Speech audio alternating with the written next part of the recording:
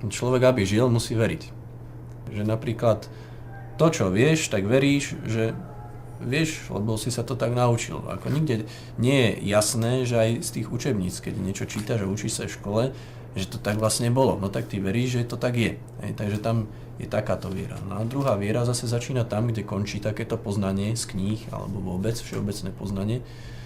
A to je viera kvôli tomu, že už človek nedokáže obsiahnuť všetko, čo je na tomto svete, nedokáže všetko pochopiť tak racionálne, ako sa to dá vyložiť.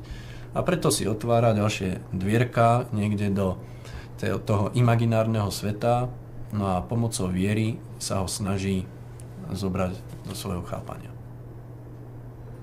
Na celom svete za pochodu, za prácu, chlieb a slobodu červená zástava sa dvíha vyššie.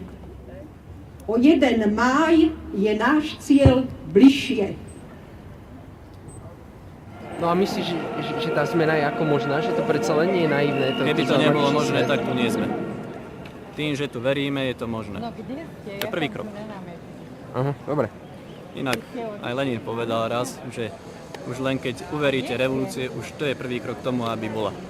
A myslíte, že to dokáže človek sám ako individualita? Nie, ako individualita v žiadnom prípade nie. Preto sa musí spájať. Však Marx už povedal, jediná naša sila je jednota.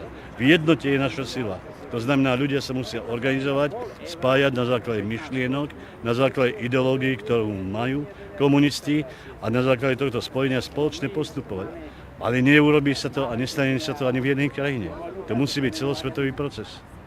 A nemyslíte, že potom v rámci toho je možno aj tá ľudská individualita potom potlačená? Nie je práve, že ona sa naplno môže prejaviť až v tom kolektíve, pretože ako sama jednotlivo nemá priestor, nemá šancu sa prejaviť. Až ten kolektív jej vytvorí priestor preto, aby sa mohla seba realizovať, pretože ten kolektív zjednocuje tie myšlienky jednotlivca. On ich zjednocuje a spoločne tí jednotlivci ich aj realizujú potom. Pozor, ide demokrat!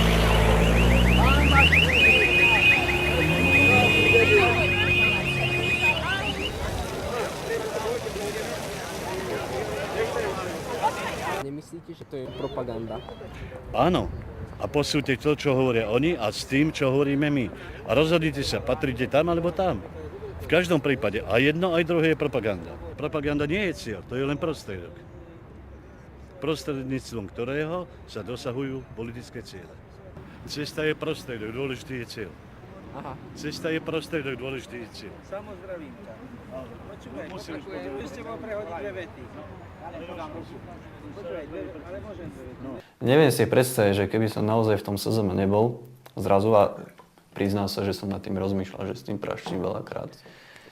No a vždy to tak zvíťazilo, keď som si povedal do pár má teraz čo so životom. Budem ten ďalší z tých miliónov, možno aj miliárd, ktorý sa bude starať iba o to, ako si vylepšiť svoj dom, aké auto si kúpiť, alebo toto sa mi zdalo strašne plitké. Vieš si predstaviť život bez SZM? No veru nie. To by som už nebol ja. A čo by si povedal, čo je v živote najdôležitejšie? Byť sám sebou.